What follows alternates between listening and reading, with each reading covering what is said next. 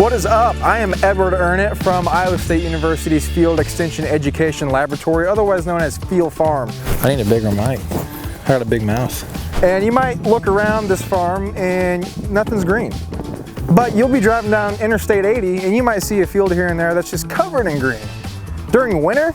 So what we're going to be talking about today are cover crops. Essentially, a cover crop is just that. It's a crop that you put in the ground for covering the soil surface. Now, why would you do something like that? Well, there's plenty of benefits depending on the species, but mainly overall, what you're going to be doing is providing protection for that soil from wind erosion and mainly water erosion, such as rain or snow when it melts off in the spring. There are several different kinds of cover crops. Three main families that you might use. Brassicas, which are your turnips, radish, and rapeseed. Brassicas, or cold kill cover crops, they still have that root structure and they still have the vegetative growth above ground that helps protect that soil from erosion, as well as keeping that soil profile together. Now, your turnips and your radishes, they are bulb producing plants. And what that does is help break up soil compaction. Some of these get deep into the soil profile and actually break up the soil and allow some of that moisture and the snow melt to get in there and help further break up that soil to reduce your compaction. You have legumes, which is just like a soybean. Now, a legume is a plant that fixes atmospheric nitrogen from nodules on the root themselves. And that will be your clovers or your vetches, like hairy vetch. And then finally, your most common that you might see, especially in this area in Iowa, would be your grasses, such as cereal rye, winter wheat, or oats even. Now, there are two different types of categories, if you will, of cover crops.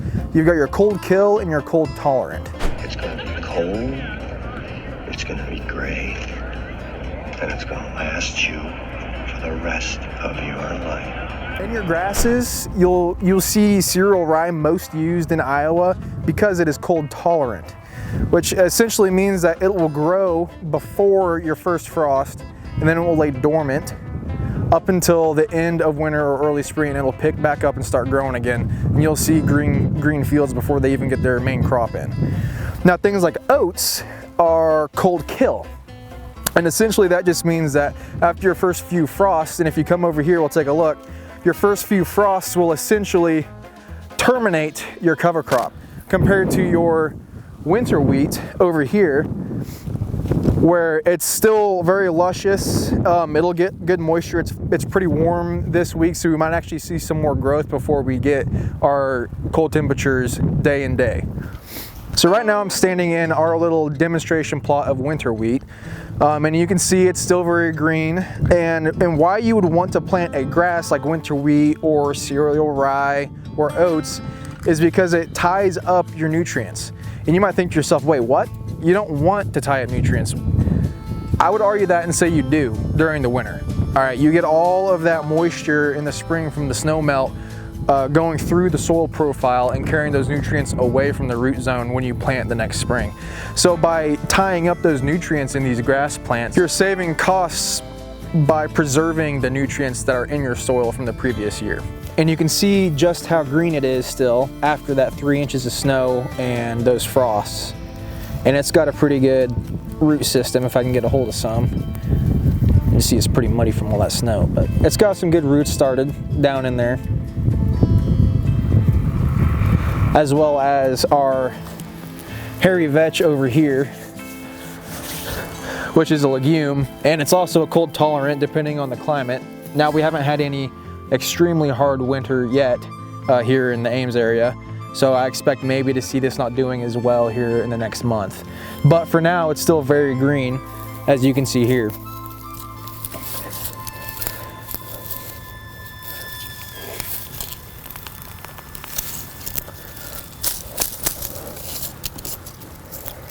So here now we're looking at our tillage radish, and you can see that it's just really not quite as green as the winter wheat or the hairy vetch, and that's because it's a brassica, and most of your brassicas aren't going to be cold tolerant. They're going to be cold kill. even in a mild winter climate like we have currently right now. Now again, I expect this to be completely yellowed in the next month or so from now, when we start seeing more of those freezes and consistently cold temperatures. So here we have oats. Now, before any frost, they might look similar from the road as winter wheat or even cereal rye would. But the main difference is this is a cold kill grass, not a cold tolerant grass like winter wheat would be. And you can see here, I mean, just even after a few weeks of cool freezing temperatures and a 3-inch snow, these are almost completely yellow. And this is, again, this is what oats are, but they've done their job, right? So they've got the vegetative growth because we planted these back in late September like you're supposed to. The recommended planting dates for any cover crop in this area is mid-September to mid-October, or essentially right after your harvest.